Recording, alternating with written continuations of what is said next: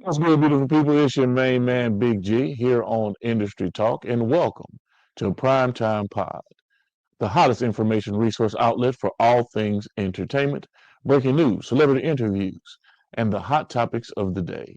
Make sure to like, subscribe, and follow us on all social media platforms, our Facebook, Instagram, TikTok, Snapchat, you name it, we're on it. Just Google us. Boss Talk Podcast 101 Primetime.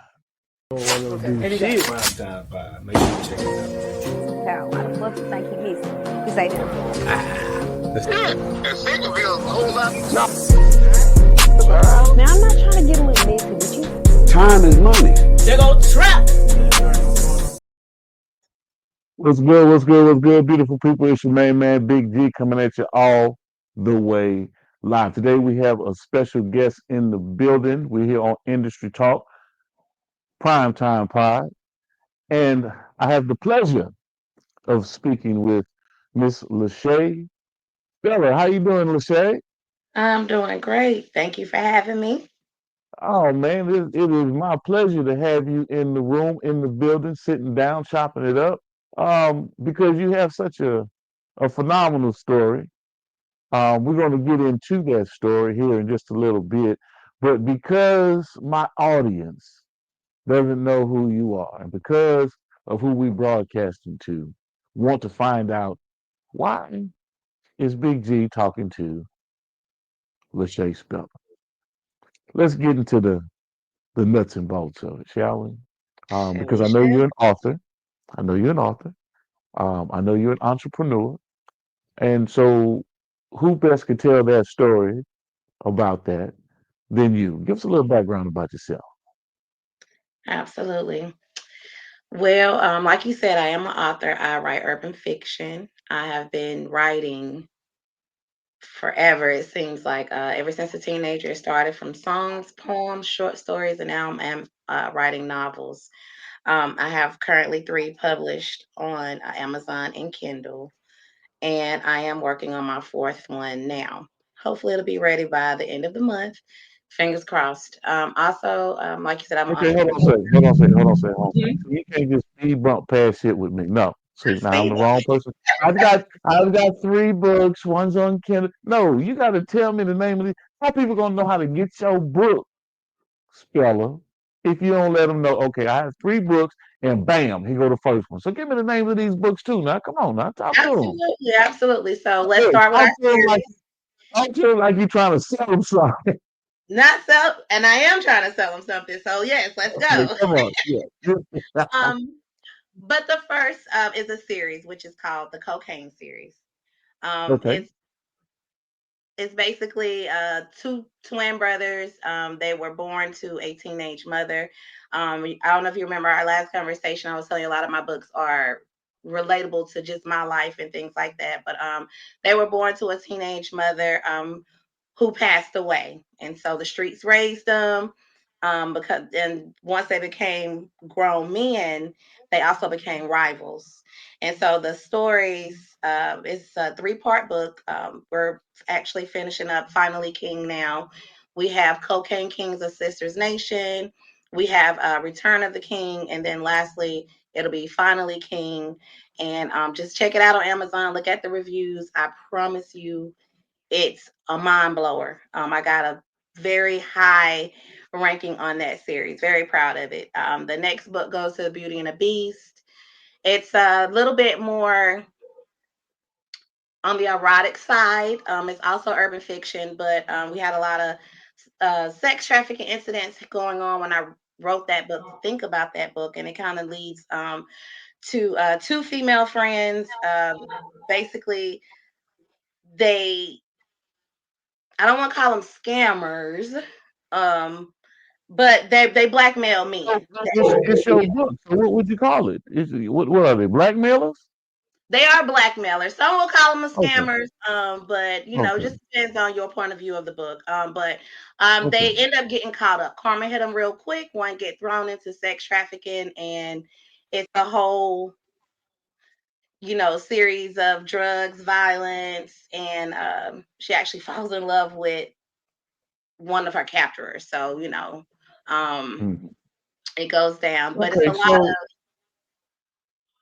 yeah, I get it. Well, let me ask you this: since you the three titles that I've heard so far, and then going into the erotica one, it seems like it's a whole lot of drug uses, cocaine, and this and that and the other. So I need to tap into where are you? Because you said it's encompassed within a bit of your reality and your and what you've gone through in your life, but where are you pulling, your energy from to create um, such masterpieces? When you sit down and you write and you're thinking about these things, what's your muse? Lessons. So even though my books are about drugs and violence and prostitution and all of the things that we're living in every day, all of my stories have a lesson. I try to make sure that I am dropping gems per se, things that Hmm. I've learned myself from street life and just grown. I was a runaway, you know. Like I was telling you, I got pregnant at 12. I had a son at 13. And I kept my baby. I raised my baby, with support and family and things. But the streets had a hold on me.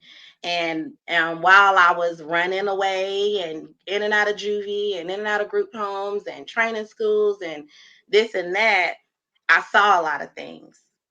And it's so funny that my son, he calls me lame now, and I be trying to tell him, like, baby, your mama done been there, done that, seen this, and that's why now I'm chilling, because I survived it.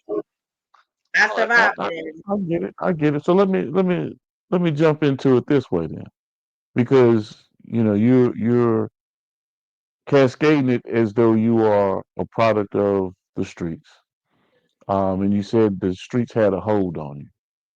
Because that can happen in many different intangible ways.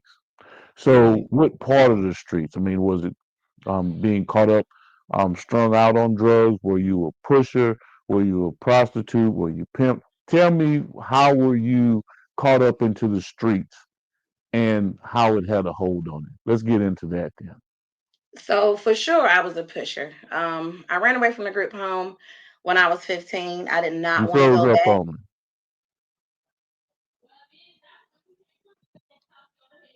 There you I go. think you froze You up froze on up me. on me. Okay. Yeah, Is that better? yeah, we're good. We're good. Good. Talk to me. All right. So no, I did Cause not process. can you hear me now? Yep, I'm here. We ready? Yeah, but hold up. Yeah, back up, back up. I didn't hear nothing because you keep breaking up. Get your internet right over there now. Get your Okay. internet right. I know, right? Okay. Here we go. So yeah. No, I was not on Taylor, we drugs. good? I can hear you fine. So I'm not sure if that's my end. And now you're gone. Let's see.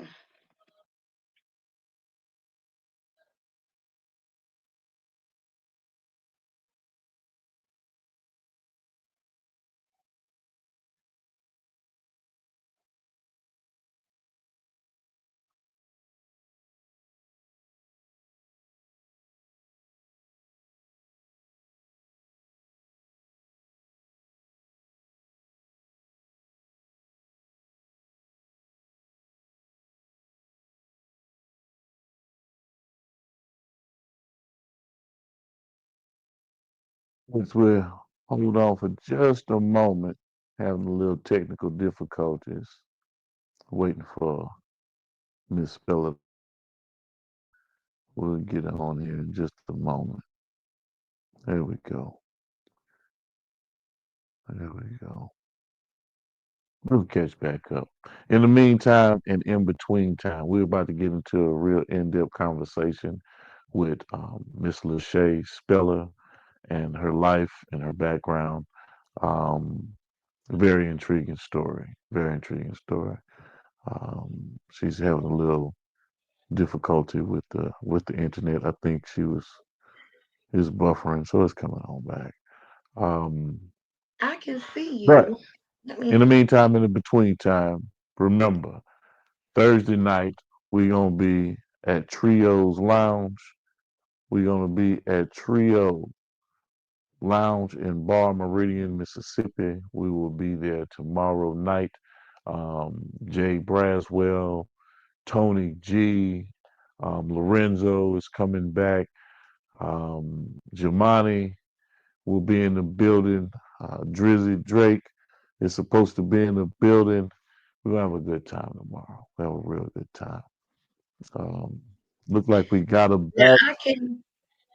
Okay, you can hear me. Yeah, I can hear you. I've been hearing and seeing you the whole time, so I don't know if that was my internet or not. Now. Yeah. Oh, you been hearing me? Oh man, I've been I talking. I was have. talking cash money shit about you too. You heard that?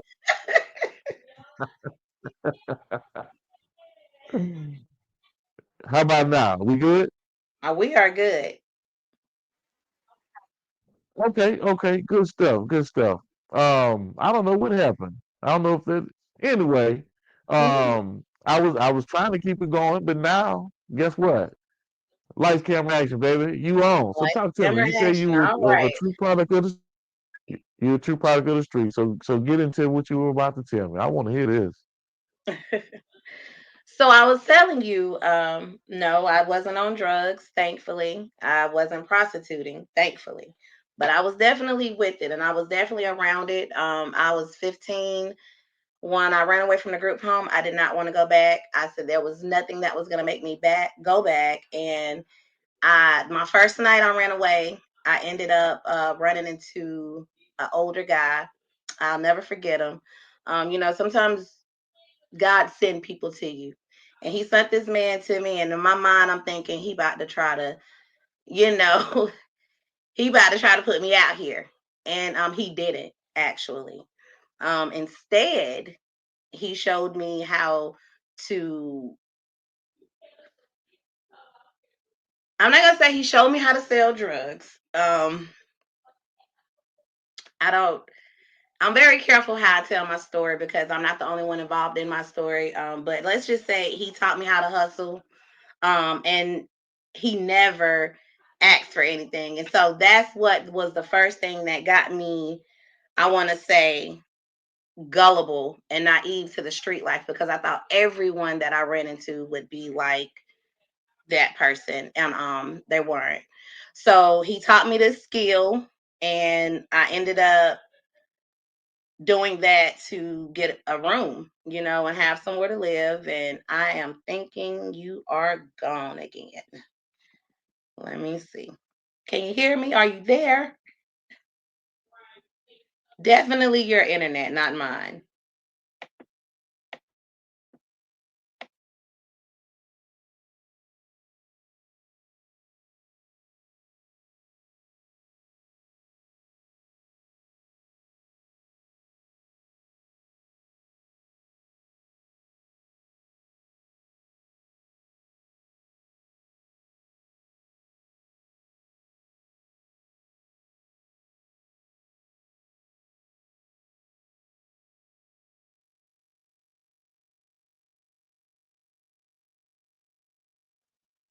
There we go. I'm back. You're back. I don't even know when you left. I just looked and you were gone. So I don't. Yeah, like I said, I don't know why this thing keeps jumping the way it's jumping, but I do believe we should be good to go. I was seeing myself on 4 different screens just now. But anyway, Anyway, you were saying that you were doing it to get rooms, right? Because you were homeless basically, right? very homeless. Okay, But yeah. he was Who is he again? Because I didn't hear the who was he. someone that Who's I the met. he?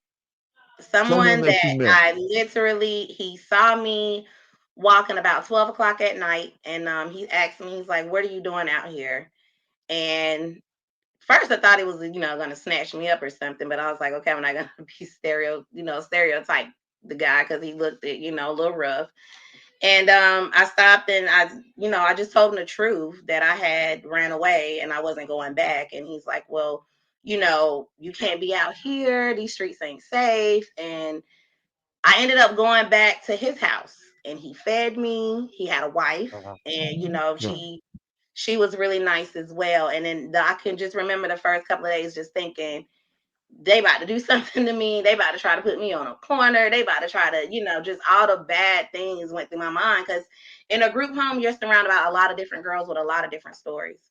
I Okay. was in the streets because me and my mom didn't get along. I didn't want to be home, and I had a lot And at of. what, now let's talk about this. At what age was this? This was at 15. By At now, I've 15. already Okay. had a child. Right. In and Because you had out a of. child at 13. Because you had a I child had at my son 13. at 13, right? Right. Um, Juvie, I'm in and out of juvenile detention because I keep getting in trouble. I'm breaking in houses. I'm running away. My mom can't do anything with me. My dad is still on a life sentence, so it's just my mom and my Okay. grandma. And, you know, And so what was Pop serving a life sentence for? for murder. My dad is actually just newly released after 30 years. He got locked up Oh, under the old law.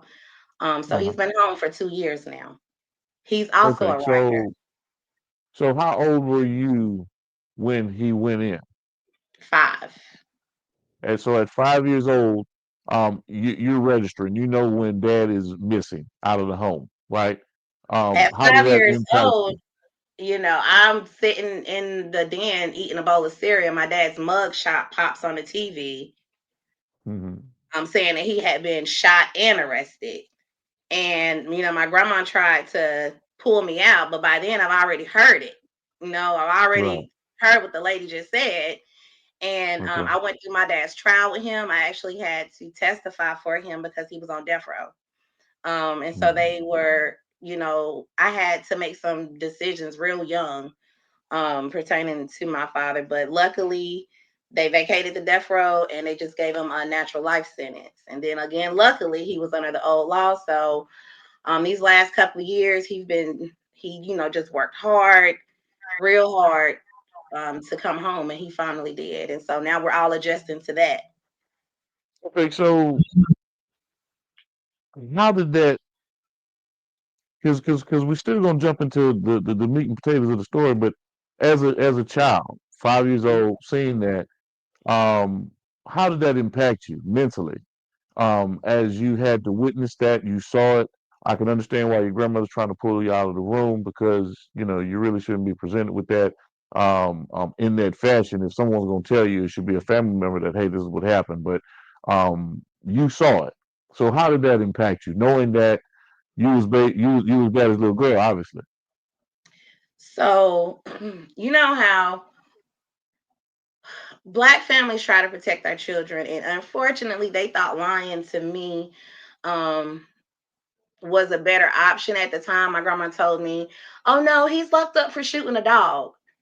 And so for Okay. a long time, actually up until they were talking, they had to, tell me I had to go to court because they was trying to kill him, before they told me the truth, which was he made a mistake and, shot someone else, shot a person and killed them. But it affected me the worst because I didn't And hold up, have hold up, a hold up, relationship with. hold up, hold up. Let's say, hold on a second, hold on a second. You say it was an accident. He shot somebody intentionally. Was it manslaughter? Oh, okay. No, it was Let's get into that part. intentional. Huh? My dad Huh? was young and he was a gang member. So Okay. he made those choices back then. They robbed a place and Uh-huh. the owner shot him and he shot back and the owner died. Okay. But So it was a B&E gone wrong, and then he shot mhm. back in self defense. Well, the law doesn't look at it self-defense when you shouldn't have been up in there anyway, but True, but I'm saying, I mean, in the streets, I'm talking about he's looking at, okay, I'm gonna die, I'm gonna shoot this motherfucker here. He right was in self defense at that moment. in that moment, No, right. we understand the context of what it is, but yes, you're not supposed to be breaking into nobody's shit. Proper, I got that, but I'm Right. talking about, hey, we could have settled it and you call the cops, whatever. But you shot at me, I'm returning fire.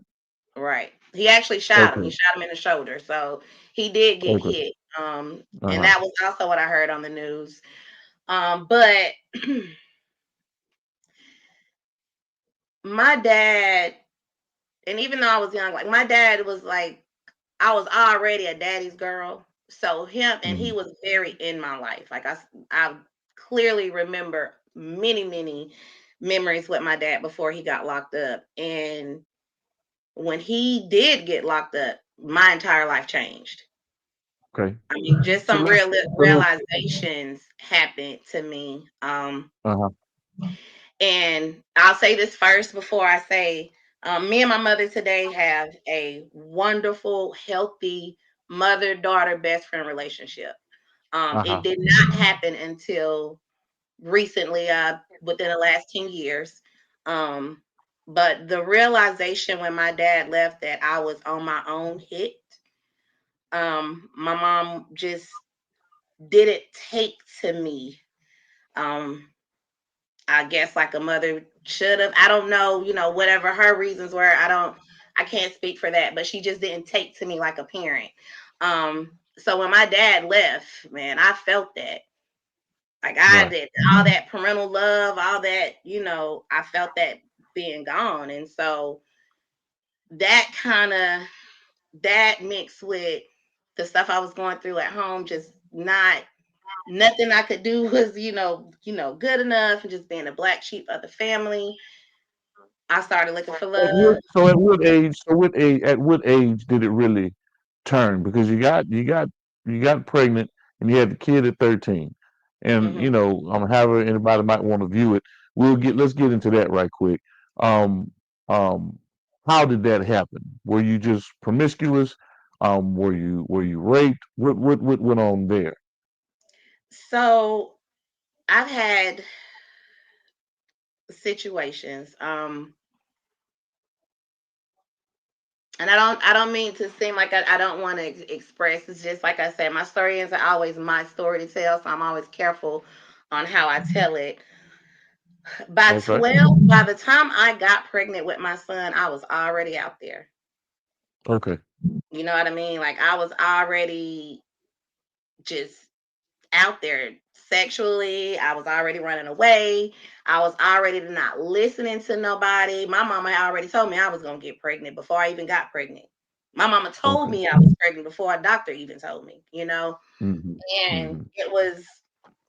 it was really nothing no one could do, because I'm like, y'all don't care about me anyway. So you definitely not telling me what to do.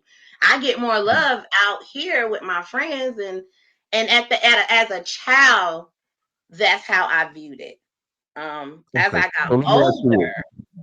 So let me ask you this. So let me ask you this. And based on that statement, and you're thinking that way, in a younger age. Now,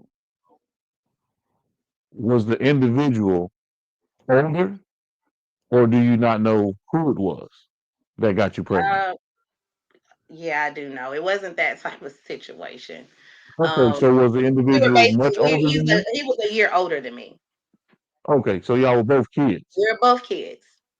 Okay, all right. So it's Mhm. not like you were molested in that particular situation. It's just that Correct. that's how it That all was evolved because just you hanging with your friend. Okay, being gotcha. being fast and running these Right. streets and looking for love in all of the Hmm. wrong places. That is such a true statement. Like, you Okay. know, in black families, sometimes we mess up. We don't know when our children need help. And at the time that I needed help, and I guess seemingly screaming for help, I wasn't getting it. It wasn't until after I had a baby, after I have a juvenile record now, because I'm breaking the houses and getting locked up, and I'm at school Hmm. fighting all the time, because don't even mention my son. You know what I mean? So Hmm. I'm always fighting. Me and my eighth grade principal was pregnant together. I fought my entire pregnancy.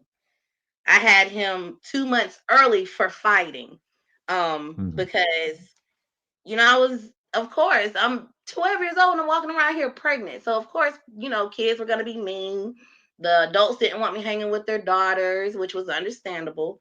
Um, Everyone had already cast me out. Oh, she'll have 5 kids before she's 20. My son was going to be a gangbanger. Just, I had all of these stereotypes on me at such a young age. And man, let me tell you, when I say I fought so hard, not to be anything anyone thought I was gonna be. I worked real hard, and that started as soon as some a family member actually was saying uh, that another family member was telling my mom that she better get ready for a house full of kids, and she's gonna have to raise them because I was gonna be in the streets forever. And that hurt, man, because I'm like, dang, I'm bad, but am I that bad? Like, you just automatically X me out. I'm 13. I still got a whole full life, and at 13, y'all already figured that out for me. So when did it turn the corner? When did it register to you that this shit got to change? Something's got to give. I'm out here doing God knows what. I'm in the streets real heavy. I'm using drugs. I'm running with the wrong crowd. I've got a baby to take care of, nonetheless. Yes. Yep. So when did it register that hey, something's got to change? So I was in And a what was that intervention? I would like to know. all right. So that intervention was a shootout. Okay. I was dealing with this guy from New York. He was a fast talker. Um, I mean, he smooth with it. He had me running around Charlotte selling everything, and I'm happy to do it. I'm thinking he's taking care of me. You know what I'm saying? He giving me a place to stay. Kind of to just backpedal a little bit. So the guy that I first initially ran into when I ran away from that group home, I eventually went my separate ways because, of course, a young girl kind of being in a house with a married couple, it of course is going to create some insecurities. And so the wife put me out just straight up, like, I can't have you prancing around my husband no more. And I understood that. So I ended up, I left. I lied and told her I had somewhere to go, which I didn't. And I took every little bit that I had collected over that little month that I was with them, which was a couple of outfits, and like $100 that I had, made doing stuff for him. And I went to a park in Concord, North Carolina. I never forget. And I'm laying there, just laying on the bench, and this girl walks up to me, and me and her get to talking, and she's homeless too, but she was older, and she was a prostitute. And she was telling me, she said, well, if I can get us back to Charlotte, I can get us a hotel. I mean, she immediately took me under her wing. And she said, if I get us back to Charlotte, I could get us a hotel. And she was she was like, just hang out with me, I got us. And I did, all the way to like 4 o'clock in the morning. She did her thing. She got us up enough money to catch a cab from Concord to Charlotte. And once we got there, she just told me, she's like, you're young, I don't want you getting in these streets like me. She was like, promise me you'll never do drugs. Like, and she was so serious. Like, she made me look in her eyes and tell her I'll never try drugs. And I made her that promise.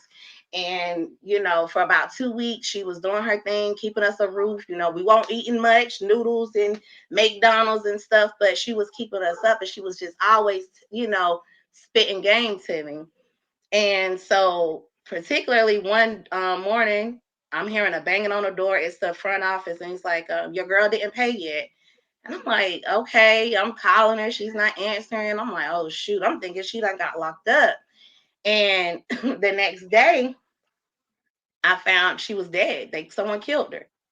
So I'm at this hotel. The person that's taking care of me is dead. I don't know what I'm about to do. I'm like, I gotta go home. And I'm like, if I go home, she gonna send me back.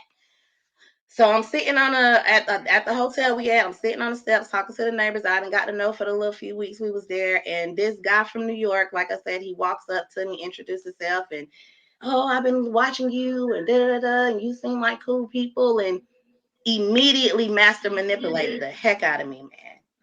And I'm thinking, like, I could either go with him, or I could just be out here thugging it, or I can go back to the group home. And in that moment, I chose to go with him. And in going with him, that that opened me up for so much just hell, and just, I'm talking about, I'm getting beat up every day. It's like I'm selling his drugs and ain't getting nothing but a place to stay. And I better hope I get something to eat. And if I got the nerve to say anything, you know what I'm saying? And particularly, I finally got tired of it. It was me and he had another little young guy out there, and we out doing his thing all day. And we get back, and the dude is short, but he's younger than me. I was like, at this time, I'm 16, and little dude is like 13, and he beating them. I'm talking about just punching them, punching them, punching them. And I'm like, what's going on? And he's like, he's short with my money. And I don't know why in Jesus did I think to say it was me because of the way he was hitting the dude. I just blurted out, it was me. I had got it from him earlier. I was trying to get something to eat. And the look he gave me when I said that, I already knew it was about to go down. So I take off running. I'm talking about running for my life through an apartment complex. I was off of Sugar Creek, and I'm running and I'm running. And one of our neighbors that knew that we used to sell to was like, "Come in the house." So I done ran in these people's house. I'm laying on the side of the bed and I'm praying, and I'm like, "Please, please do not let him find me." And next thing you know, I hear a gun cock. And I open my eyes and he's standing over me. And he's like, I could kill you right now. He's like, it'll be so easy to kill you. And I'm crying. And of course, I'm begging. And I end up leaving with him. He take me to the house. He beats the mess out of me. He left me in the room for 3 days. I'm talking about no food, no water. I couldn't come out to do nothing. Like, you're going to sit in this room until I feel better. So when I finally got up out that room, I had a mindset. If I was going to kill him or I was going to kill myself. And I wasn't about to kill myself. So in my mind, I'm thinking I got to figure out a way to get rid of him so I can get back to my family. I already made up in my mind. If I got to go back to the group home, I'll just go back to the group home because ain't nothing that I'm going through right now in these streets is worse than a freaking group home, you know? But I can't get away. Well, let me ask you this, fella. Hmm. Where's your baby? My baby is with my mom. Okay. Okay. So and not to, I really don't want to put a shine on my mom. But when we was living in Winston, I come home from school one day, my mama gone, my baby gone, my brother's gone, the furniture's gone. Only thing there is my clothes. Like, she left me, you feel me, and moved to Charlotte. So So what's the she had, distance between Winston-Salem, North Carolina, and Charlotte? how far? Yeah, what's the distance? Yeah. About an hour and 15. Not too far. Okay. And Okay. I'm 14, ain't got no car. You know what I mean? Right. Yeah. Um, so I ended up catching up with her. She ended up letting me come live with her, and I'm mad. Like, I feel like betrayed. You took my baby and you left me somewhere, you know? And so when I got back to Charlotte, I really wasn't feeling her. And we stayed going back and forth about stuff. And we ended up getting into it real bad. I already had some juvie cases from fighting. So when we went to court, she's like, she can't live with me no more. I don't want her no more. And that's how I ended up in a group home. Okay. So So fast forward, now, hold on a second. Hold on a second. Because I love engaging these talk topics like this because number one, you definitely were traumatized. You definitely could claim yourself as a victim of what you experienced, your environment, the whole 9 yards. But you also have to take some responsibility. And whether you were crying out as a child or not, there are different ways that you can cry for help. But you also have to take the responsibility knowing that you out here in the streets doing some fucked up shit, thinking that everybody's just supposed to be, cool with, you know, that you just out there doing shit and they're not being able to discipline you. So, mom ain't trying to hear this shit. And she still got bills to pay, mouths to feed, and everything else. So as a child, and you not actually minding, and actually contributing to the household or the situation. And you talking about, oh, I'm going through all this traumatic shit, and it's a cry for help. But that was a outstanding cry for help when you're in the streets every day. I mean, how could somebody reach you when you're not wanting to be reached? Right. No, I don't Right. want to be right. I want you to talk to me. I Um, want you to talk to me, fella. because okay. And Because I don't want you that's to play. I don't want you to play the victim now. I want you. You know what I'm I've saying? Because you're never out been a there doing victim. your thing. I Okay, have okay, okay. never been a victim. That's right. That's right. And So I talk don't to me. never claim that. Everything that I've Okay, been through, every choice I've ever made, I made those choices. No matter the okay. reason for the choices I've Right, made, I right, made those right. choices. Gotcha. Um, I could have, when I got pregnant, I could have, got rid of that situation and went full on throttle with my life. My father in prison writing me, telling me people make mistakes. It don't matter. This can't define you. Right. You have to just keep pushing. You got to raise your son. He's going to be a king. He's going to be great. God gave him to you for a reason. And I honed on that. Did I Mm, have serious issues at home? Yes, I did. Did I right. choose to remove myself from those conditions? Yes, I did. Could I have gone about 1,000 things different? Yes, I could have. And so today, the person that I am is because on that faithful day that I took some stuff went down and I said, let me take my ass home because I'm gonna die out here. Like, cause I ain't built like this. I'm just coming out here. You know what I'm saying? My mom wasn't on drugs. I didn't raise up in, you know, trap houses and stuff. Every trap house I've been in, I walked in it myself. Every, situation I was in, it was because I walked in it myself. It wasn't because I had no choice. You know what I'm saying? So when I got that conscious decision, like, okay, girl, you out here tripping and you really about to die in these streets, and then your son is just gonna be motherless. I called my grandma, and I not my mom because I wasn't talking to her, but I called my grandma and I told her I want to come home, and she promised that if I come home, excuse me, she wouldn't tell my mom that I was there. Now, by this time, I'm 17. That's how long I was in the streets. By now, I'm 17. I go back. I've already kicked out of school. I was just expelled indefinitely. Like they didn't even want me back in school. That's how terrible it was. Um, so my grandma said, "You can go get your GED." It took me 3 months to get my GED, and then I went to college that next fall. And ever since then, I've been on a different mindset. But 13 to 17, that 4 years of running and doing what I wanted to do and living the way I wanted to live and not wanting to listen and wanting to be, I got a kid, so I'm grown now. Cause I got a kid. And my mind said I ain't no child no more. I'm somebody's mama. So now I can do what I want to do for real. And then so while people was thinking that I was such a bad influence on their daughters, they didn't even know I'm telling their daughters the whole time, like, this ain't even what you want, baby. Stay in school. Don't run behind these dudes. Like even till this day, like my goddaughters, my nieces, my friends' daughters, I'm on them real bad because we not doing none of that. I could have ended up 20 with 5 kids, like everybody told me, but I had a near death experience that made me realize that I had so much more to live for. I had so much more. So, so the near death experience, was that the gun being pointed to your head, or are we talking about something else? No, we're talking about in the car while it's being shot up and the people in the car shooting outside of the car and watching bodies drop type of shootout.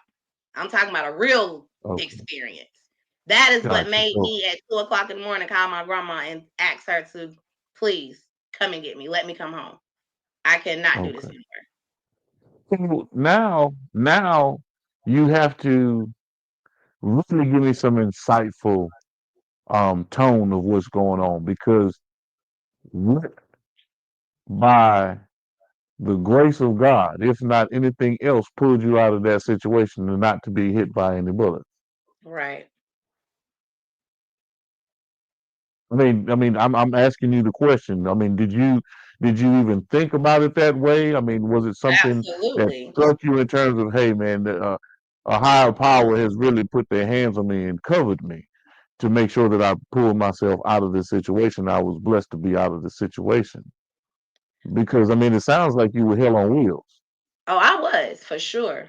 I was, and I Okay, and I and I will tell it when I see other teenagers going through certain things, and I'm talking to their parents, and I'm telling them, I'm like, let me tell you something, baby. You lucky that this is all you got to worry about. You can handle this. This we can handle. right. You know what I'm saying? What I put my mama through, honey. What I put my mama, I can't even believe she made it through, and Okay. she did, thankfully. But I look at it like this. However, I learned very valuable lessons at a very young age, and that kind of mapped the rest of my life. What I didn't realize then, which I do now, is everything that I was going through as a kid before I went to the streets, before I ran to the streets, when I was just, in my room crying and dealing with my own stuff I had going on. That right there was teaching me how to raise my son. I tell my son every single day, multiple times a day, how much I love him. I didn't hear that from my mom until I was 25 years old. Was the first time I ever heard my mama tell me she loved me. And it Okay. caught me Now, off guard. let me press the brakes right quick. Because just telling you somebody that you love them every day don't mean that they're not going to sit there and experience life and what the streets and life has to bear. So You know it's why got my to be a son little. didn't have It's to got to be a little bit. experience it? My Yeah. son So I didn't mean, have to experience the streets for himself because uh I've always been honest with him. I was huh. definitely one of my son's little friends in a sense. I was still his mother, and there was Right. still boundaries and there was still rules. But I believed, and me and my son are very close. We are. That's Mm-hmm. my ride or die, my road dog. You know what I mean? Mm-hmm. Like, because I gave everything that I felt like I was missing as a child, everything that I felt like I should have been told, everything I felt like I should have been warned of and aware of. I made sure that he was. My son, I be just so proud of him because I'm like, man, you really could be somewhere hurting me right now. I could really be up all night crying, wondering where you at, in and out of jail, just and I don't go through that with him.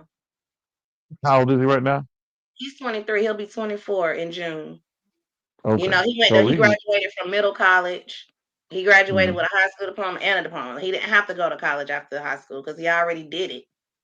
You know what I'm Okay. saying? My son at a space Right. now, and he just trying to figure out what he want to do for the rest of his life. He ain't go papa. He ain't got no kids. Ain't got babies strolled around everywhere.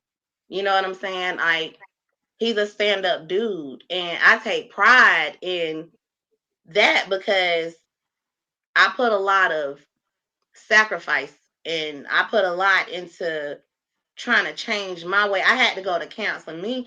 I didn't just all of a sudden get it together. Believe that. When I came off them streets, I had to go get therapy. I Okay. had to So go see let's talk somebody. about the therapy side of it. Now, what type of therapy? Are we talking about drug counseling? Are we talking about psychotherapy? What type of therapy are we really making reference to? Because mental health is a big thing with me. Psychotherapy. Okay. Yes, So let's get into it. I had to face a lot of hard realizations. I used to be a person that, when I was younger, I blamed everything on everybody else. Oh, well, Mhm. I wouldn't have done this if this person wouldn't have done that. Or I would have never ran away if my mama wouldn't have said this. It was just always a reason for what I was doing. And Okay. I had to go back, with the first therapist I ever had, I couldn't stand her, so I couldn't open up to her. So I Hmm. had to go back and try it again when I got Hmm. older, and now I'm scared of the streets. You know what I'm So saying? Now at what age did you start? real clinical therapy? At what age? 13. You started at 13. I At started what at age did you? 13.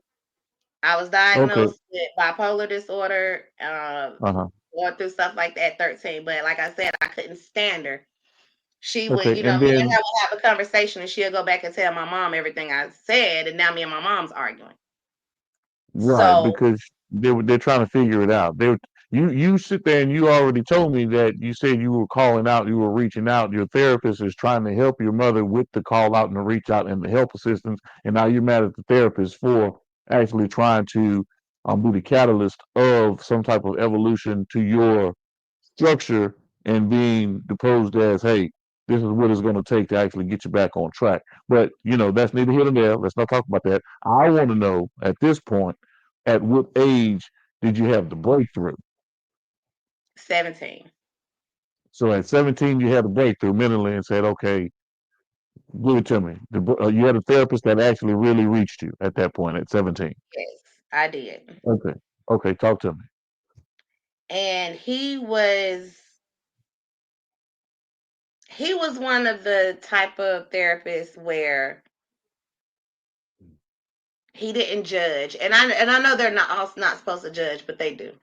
Some do. Hmm. But he didn't Right. judge. And it was like no matter what I told him, no matter what Right. I revealed to him, it didn't shake him. His Hmm. expression would never change. You know what I Hmm. mean? Like he Hmm. showed me he was really listening to a point where now I ain't trying to scare him away no more. Now I'm really trying to get to the nitty gritty of this because I can't properly move on with my life and plan my future and do anything with it because I'm still holding on to so much hate and anger and trauma. And most of it I caused on my own. It's even worse when you cause most of your own problems because who can you blame, you know? And excuse me. So, But were you ready to accept that you were the cause of it and you were the blame? Were you ready to look yourself in the mirror? oh, for sure. Okay. For sure. And when I was Okay. able to do that and when I was able to say, okay, Shay, you definitely was a wild child, girl. You was out Hmm. here. Your mama ain't have no other way to handle you. Of course, Yeah. now I ain't, there were situations. Now I was not just no unruly for no reason, just bad behavioral child. No, I definitely had situations that led to that attitude, but it doesn't mean that I had to go that way because I had friends that were also going through stuff and they didn't go that way. Okay. Yeah, I don't think there were too many kids at your age that were in the middle of shootouts or having guns put to their head or being You locked would be in a room surprised. for 3 days. No, no, no. I understand human trafficking and things that people go through, but you saying, your friends weren't engaged in XYZ. You kind of perpetuated some of that stuff. And I'm not holding it against you. I'm just trying to get a grasp of the whole story because like I say, you got a hell of a story now. And every part of it, I can't just leave the audience sitting there trying to figure out, well, how did this happen? That's why I'm asking you so many questions to get to Right. the bottom of it, and I'm not being crass. I'm just trying to be on point with, okay, well, how did we get to that point, knowing that we talking about a young lady from the age of 13 to 17. You see what I mean? And then on top of that, you had a kid. You got pregnant at 12 and had the kid at 13. You see, and then all of these other things transpired, and we haven't even gotten to present day. You know what I'm saying? We've been so engaged with that, you know, I'm still trying to get to how we got these books written. You see, because that's the redemption part of it. That's the resilience. That's the hardcore LaShae Speller saying, I'm not stopping, and there's nothing that's going to get in my way in terms of my success. You see, so for you to tell your heartfelt story of everything that you've gone through, the Mhm. pain, the hurt, the good, the bad, the ugly, and now look on the other side because this is industry talk, right? Right. And when I talk with my friends and affiliates, it's just the truth about, hey man, everything in life isn't sweet. everything you go through in life isn't easy, and sometimes you're gonna go through hell, and it's a testament to see if you can get through to the other side. So Right. a lot of folks don't really want to admit that, you know, what walks you through that fucking fire? That's what I'm trying to ask you.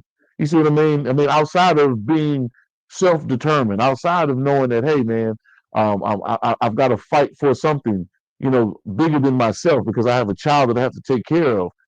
There's something internally that had to pull you through. That's what I'm trying to find out. Talk to me about that. So once I got back, I'm out the streets. I done survived, and I grew up believing in God. Like was always a big part of my life and still is. Okay. And I knew Okay. I was blessed, but I didn't know how blessed I was. So I've gotten my GED. I'm back home. I got my GED. I'm doing all right. I'm waiting now. Applying for colleges and trying to get in. And me and my son, we go to walk to the store one day, and he snatches away from me, and I run to get him, and I got hit by a car. I'm talking about smashed and dragged down the road. And when I finally woke up and the realization of everything that happened, I did not, and still to this day, did not see the world the same. Like, okay, if surviving, almost dying when I actually gave birth to my son, I ain't even put that in there. That's my very first near death. Just almost dying trying to bring a kid into this world with an underdeveloped body. I Yes, sir. survived that. I survived the streets. I survived multiple situations where I could have been dead in that 4 years of running. And then when I finally got myself together, boom, I get smashed by a 57 Chevy. I'm talking about everything broken, everything. It took me 8 months to learn how to walk again. That type of situation. And I said, okay, Shay, if God is not showing you now that you literally have some sort of purpose, and the only thing that I could think of, I'm like, purpose of what? I can't sing, I can't dance, I can't do nothing like that. I'm book smart, I'm talking about smart as hell. And that's what made a lot of people mad because I was so smart. I could do anything. I hadn't got kicked out of school for 3 years, and I was still doing my older cousin's homework. And I hadn't even been in a classroom. Like that type of situation. And I was wasting it, apparently.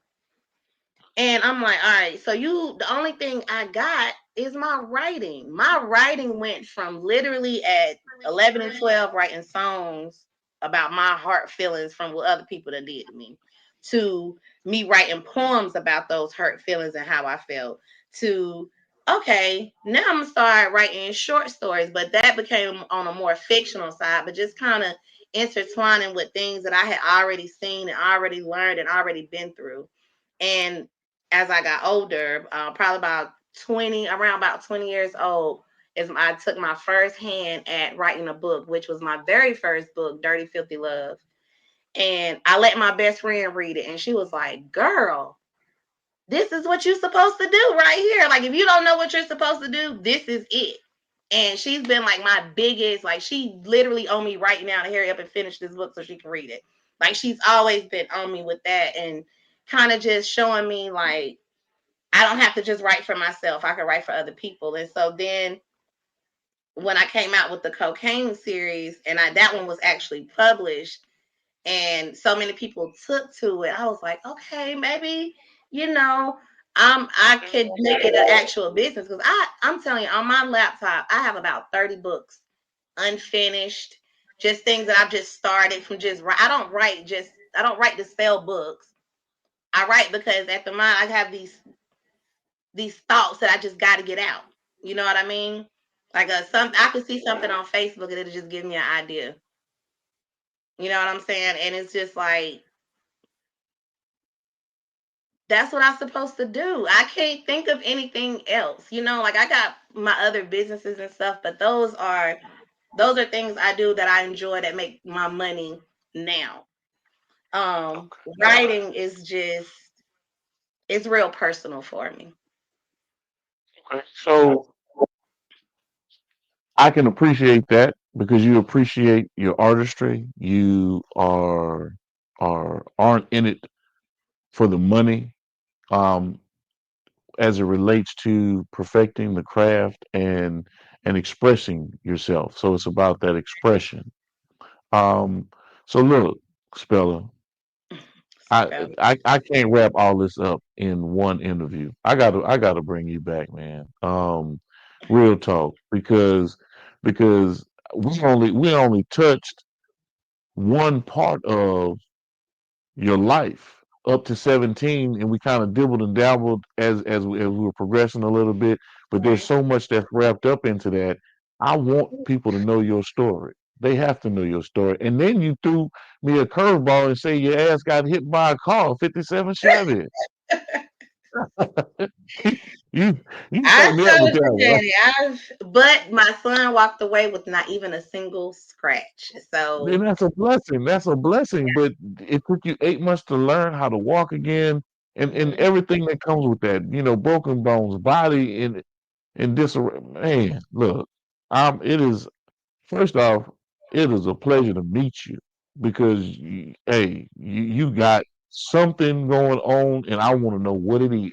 I don't know if we're gonna talk off camera. I want some of that juju because shit, you got it. And I want everyone to know how to tap into your books. Once again, I want you to tell everyone how to reach you on social media. Let's start there. Your Instagram, Facebook, if you're on YouTube, give me your social media stuff right now. Absolutely. So Facebook is LaShae Speller. Instagram is branding_LaShae. Um, I'm more of a Facebook person, but Instagram is there as well. And all of my books, you can find them on Amazon Kindle. I have ebooks, and you can also purchase a hard copy. And then again, do not forget, Damned If I Do is coming soon. It's already Okay, done. It's just in the workshop, getting its last touch ups, and we'll be ready to release by the end of the month. By the end of the month. okay. So, damned if I don't ask this question, because I gotta go back. Hmm. 12 years old, pregnant, 13, baby. So that means that you was a little frisky before 12. A little frisky, yeah, a little frisky. Okay, okay. So here's this. I asked that because I need to know the time frame, right? Because a lot of people might think, oh, this is impossible, but no, you just said it is possible. Oh, it's very possible. So, Okay, um, all right, I hate to be TMI, but I started my period at 8. okay, By 11, 12, I'm already, fertile. That's right. what happens. When That's right. I tell everybody when they get their period, put them on birth control. I don't care what kind of child you think you got. If you know your child is in an environment where they can be in situations, put them on birth control. Period. I Okay. don't know. I'm just a firm So believer. I'm not gonna let that be your word of advice because I was gonna give you my segue into what I was asking you is at 9, 10, a younger Hmm. you, what would be a good word of advice to a younger you? And when I'm saying a younger you, of course, we're talking to the masses, but reflective of what took place and what you actually dealt with in your life. You're speaking Absolutely. to a younger you. What would you say as a word of advice? As a word of advice for that age frame and seeing the signs, because there are signs, Okay. don't cast them away. Don't, try to beat it out of them. Don't talk about them. Don't let the family sit and talk about it. Get them help Okay. young. I don't care if Yeah. it's 9 or 10. If you see that your child is having identity crisis, identity disorders, mood swings and crying spells and unruly and just, you know, don't wait until someone else try to help them, because when somebody else try to help them, it's not going to be always good. That was my problem. Somebody else tried to help me. You know what I mean? Um, be there to listen to your children. Do not cast them out of just being bad and, oh, I'm going to wash my hands and let God deal with them. Stay on them. Push school. You know what I'm saying? For the little girls, they start smelling themselves. Be responsible. And I know you say you didn't want that to be my word for thought, but yeah, just Okay. be careful. So what could you say over your span of life to present day would be your top three influencers? They could be dead or alive. Who influenced you the most? And of course, you said that your dad had a major influence in your life at one point in time. I'm not going to exclude Pops because we know what the situation was, and he's just now recently 2 years in getting out of prison. So, Right. who top three influences of LaShae Speller's life? Give it to me. And I'm gonna be very honest about this. First and foremost is God. Okay, And I that's can just I being can real. appreciate that. I can Um, appreciate that. my grandmother. Okay, My grandmother never washed her hands with me when everybody else, when all backs turned on Shay. My grandmother, she held it down hmm all the way up until the day she left this earth. And my okay, son, because understand. he is what drove me every day. hmm Like, seriously, he, even to this day, like, my son is a very big part of my healing journey.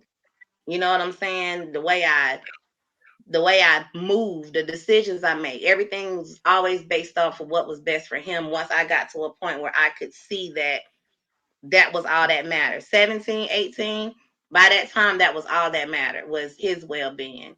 So, yeah. Look, I'm telling you, I need to, and what I want to do is I'm going to get in contact with my good friend Miss Jamaica and my partner ECEO with Boss Talk Primetime one. I mean Boss Talk 101, and I need you to sit down with Miss Jamaica and her segment of Love Always Wins.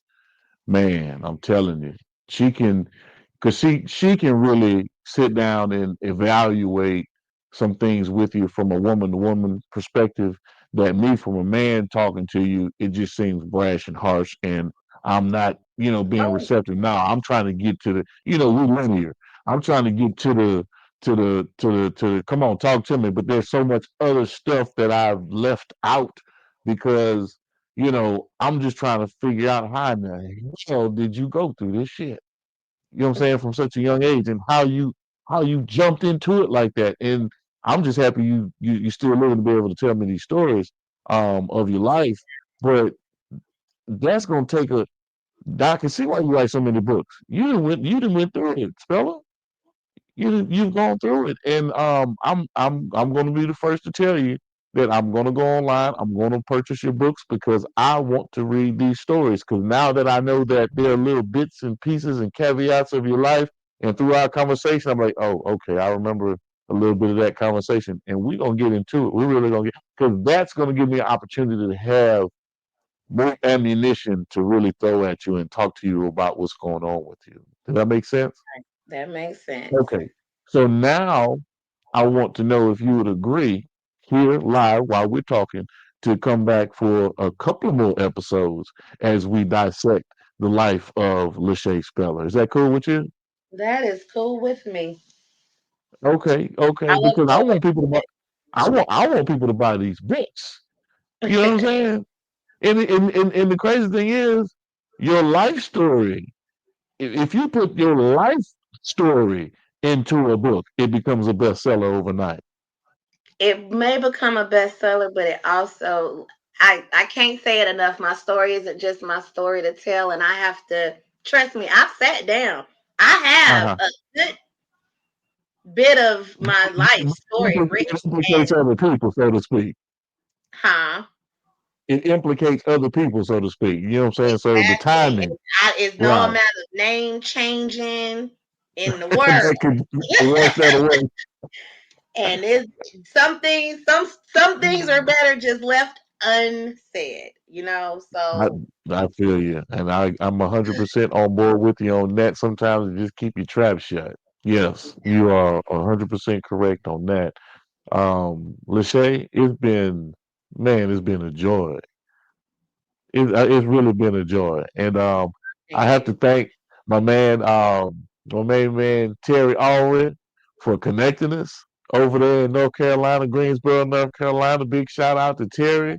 Yes. He's been finding some phenomenal stories of just human interest stories that are just mind blowing, man. His story is mind blowing. If a lot of people don't know about Terry's story. You know what I'm saying? Just being incarcerated for as long as he was, over 6 ounces of crack. Come on, man. You know what I'm saying? But just like most folks don't realize, he was that guy too now. You know, it ain't like he wasn't out there, you know what I'm saying, running the streets of North Carolina.